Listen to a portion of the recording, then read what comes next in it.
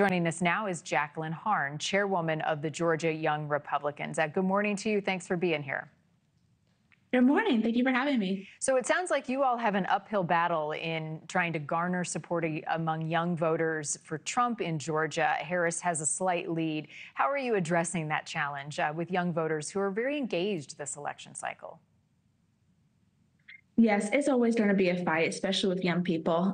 We're having to really combat the propaganda campaign that Kamala Harris is putting out there. For example, it's impossible or almost unaffordable in the city of Atlanta to actually afford a home. Her saying that she's going to offer $25,000 to people, young folks don't realize that, oh, that house you're trying to buy is just going to cost $25,000 more, right? So actually poking holes in her failed policy points, that's a really important stance that we're trying to take here in Georgia to really convert young people to see the lies in her campaign. What is Trump saying that is resonating, Jacquelyn, with young voters? And I know he'll be in Savannah here in the next day. Yeah, so he's relatable, right? And we already see his record as far as when he was president for 4 years, the policies that he put in place to really help young people. Groceries were affordable, gas prices were affordable, houses were affordable. And so we're really trying to put in young people's minds that you want that life you had 4 years ago or pre-4 years ago, you need to support President Trump and get to the polls. Supporting Kamala Harris, even Tim Walz in his speech the other day at a rally said that we can't afford 4 more years of this, right? The 4 more years, that is Kamala Harris. And so if we are to elect her as president, that's what would happen. And so we're really trying to put to young people that, no, you need to support President Trump and support his policies to be able to afford and reignite your version of the American dream again.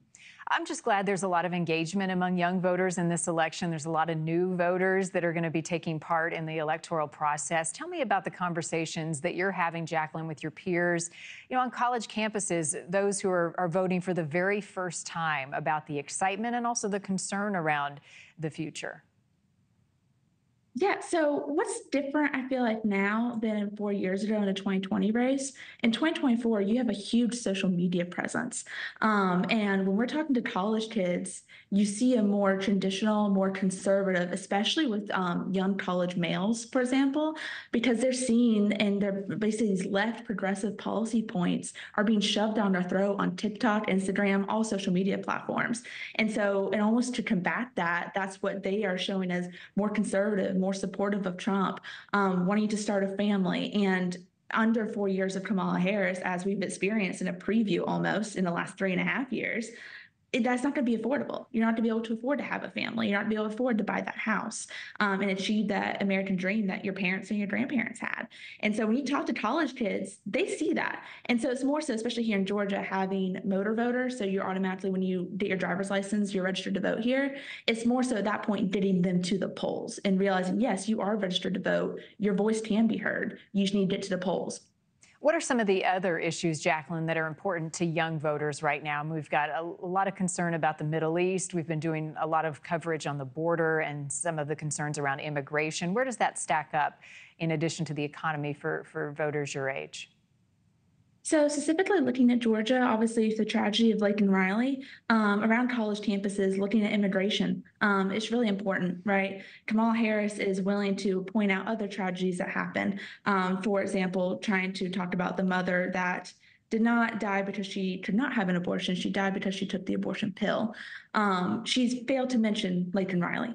Right. She's failed to mention how under her and Joe Biden's policies, the immigrants have been allowed to enter this country and put our college kids, put mothers, put children in danger. And so that's a big, especially here in Georgia at UGA, where that happened over in Athens, immigration is a huge sticking point. They want to be able to walk back from their college class late at night and be safe. Right. They want to be able to go for that morning run before their classes at 8 a.m.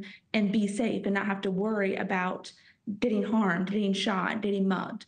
And so immigration is a huge sticking point for college kids as well. Thank you for watching. Go to newsnationnow.com to find NewsNation on your television provider. And don't forget to click the red subscribe button below to get more of NewsNation's fact-driven, unbiased coverage.